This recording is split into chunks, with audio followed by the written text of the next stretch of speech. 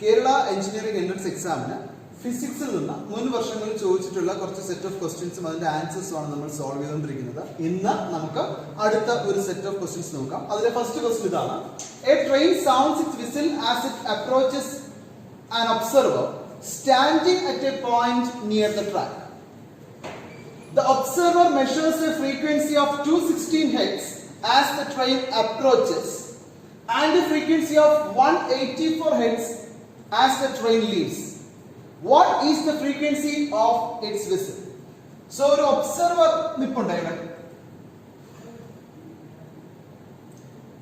ഇവിടെ ഒരു ഒബ്സർവർ നിൽപ്പുണ്ട്.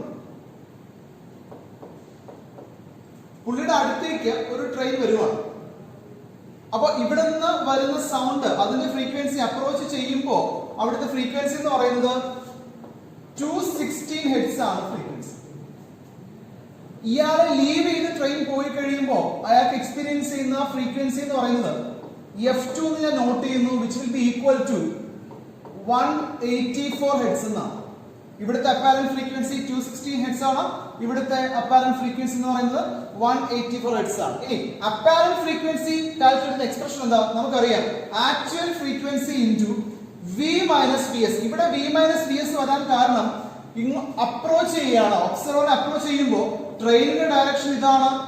അപ്പൊ അവിടുത്തെ ട്രെയിനിന്റെ വെലോസിറ്റി എന്ന് പറയുന്നത് ഞാൻ വി എസ് എന്ന് എടുക്കുകയാണ്, സൗണ്ടിന്റെ വെലോസിറ്റി ഞാൻ വി എന്ന് എടുക്കുകയാണ്. രണ്ടും ഒരേ ഡയറക്ഷനിലാണ് അല്ലെ, ഒരേ ഡയറക്ഷനിലാണ് കൺസിഡർ ചെയ്യുന്നത്. അപ്പോൾ അവിടെ V minus V S. Observer കേൾക്കുന്നത് ഇങ്ങനെയാണ്. ഇവിടെ വരുമ്പോഴോ ട്രെയിൻ ലീവ് ചെയ്യുന്ന സമയത്ത് ട്രെയിനിന്റെ വെലോസിറ്റി എന്ന് പറയുന്നത് ട്രെയിൻ മൂവ് ചെയ്യുന്ന അങ്ങോട്ടാണ്, പക്ഷെ സൗണ്ട് കേൾക്കുന്നത് എങ്ങോട്ടാ?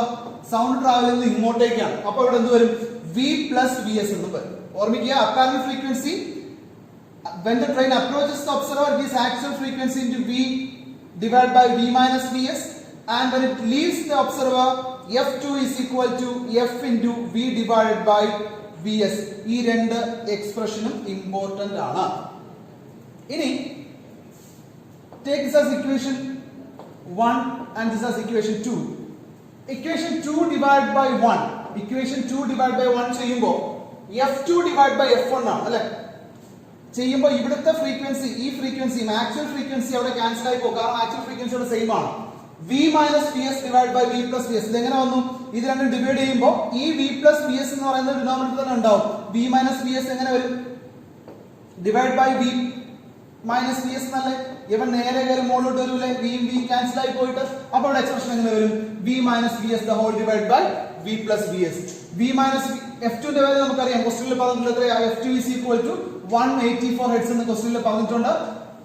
F1 is equal to 216 hertz എന്ന് ക്വസ്റ്റ്യനിൽ പറഞ്ഞിട്ടുണ്ട്. So F2 divided by F1 ന്റെ വാല്യൂ എത്രയാ? 0.851. 0.851 is equal to V minus Vs the whole divided by V plus Vs കിട്ടി. ഇനി V minus Vs is equal to 0.851 into V plus Vs എന്ന് എഴുതി കൂടെ എഴുതാം.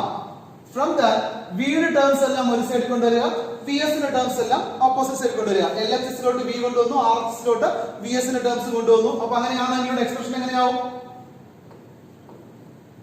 V minus 0.851 V is equal to Vs plus 0.851 Vs എന്ന് എനിക്ക് expression എഴുതി കൂടെ.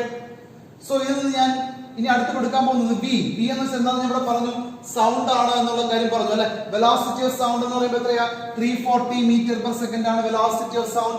ആ 340 എന്ന വാല്യൂ ഞാൻ എന്ത് ചെയ്യുന്നു? ഇവിടെ സബ്സ്റ്റിറ്റ്യൂട്ട് ചെയ്യുന്നു. Expression എങ്ങനെയാവും?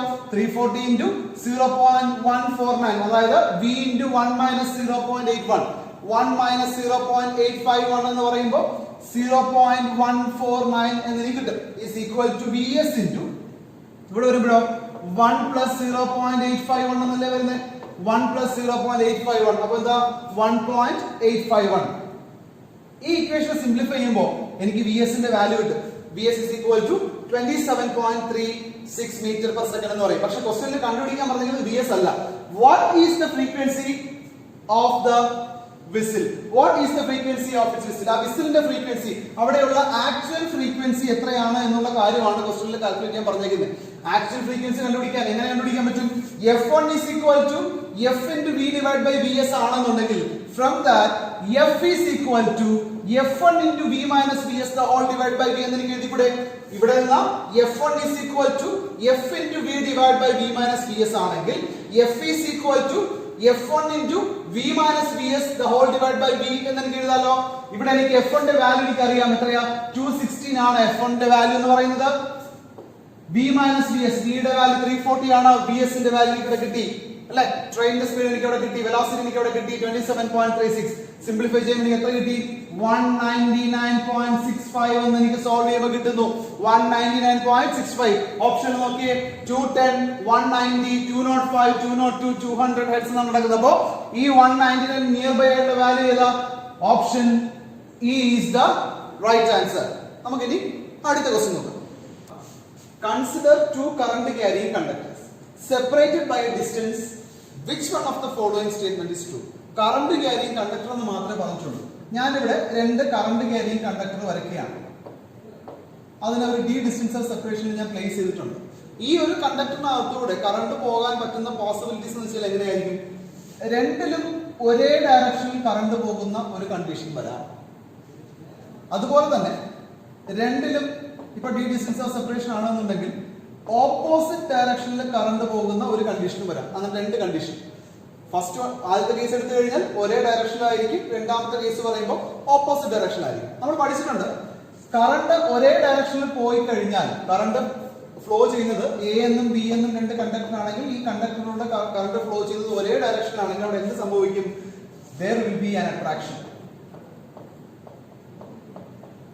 There will be an attraction. Conductor attract ചെയ്യാനുള്ള ടെൻഡൻസി കൂടുതലാണ്.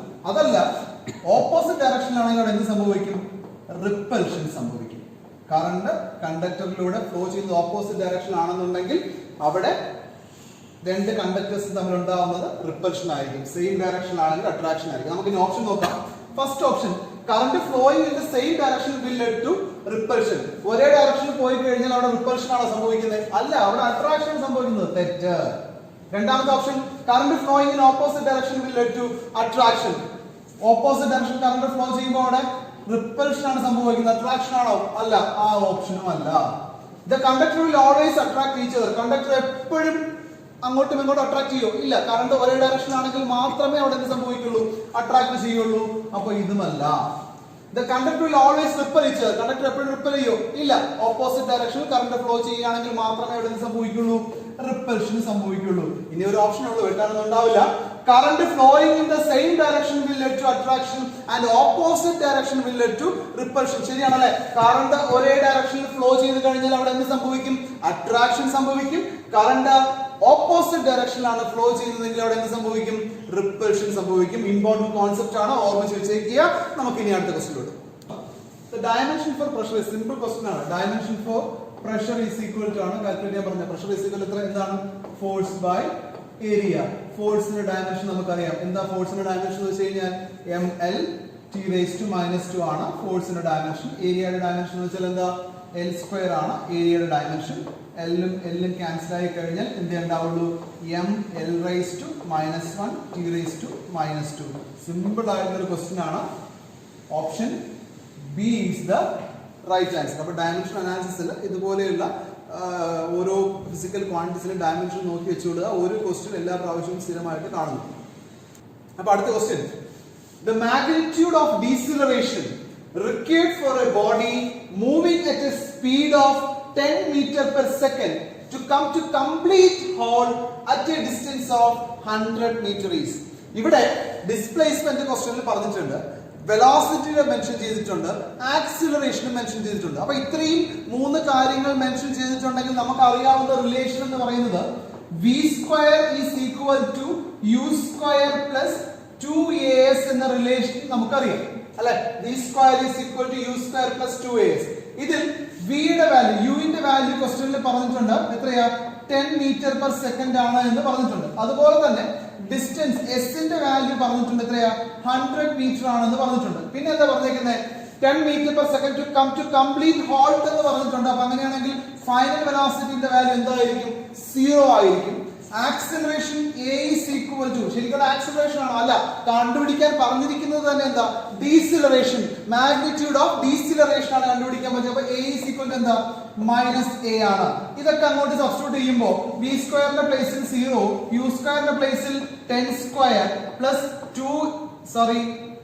2 into minus a into 100 എന്ന് എനിക്ക് എഴുതി കൂടെ 2 into minus a into 100 which will be equal to 10 into 10 is equal to 2 into a into 100 എന്ന് എഴുതി കൂടെ 2 into a into 100. From that a is equal to 10 into 10 the whole divided by 2 into 100 ആണ് which will be equal to acceleration or deceleration a is equal to 0.5 meter per second square എന്ന് എനിക്ക് answer കിട്ടും 0.5 meter per second square എന്ന് കിട്ടും. So option ഉണ്ടോ? Option D is the right answer. അടുത്ത സെഷനിൽ നമുക്ക് വീണ്ടും അടുത്ത സെറ്റ് ഓഫ് ക്വസ്റ്റ്യൻസ് ആയിട്ട് വീണ്ടും മീറ്റ് ചെയ്യാം.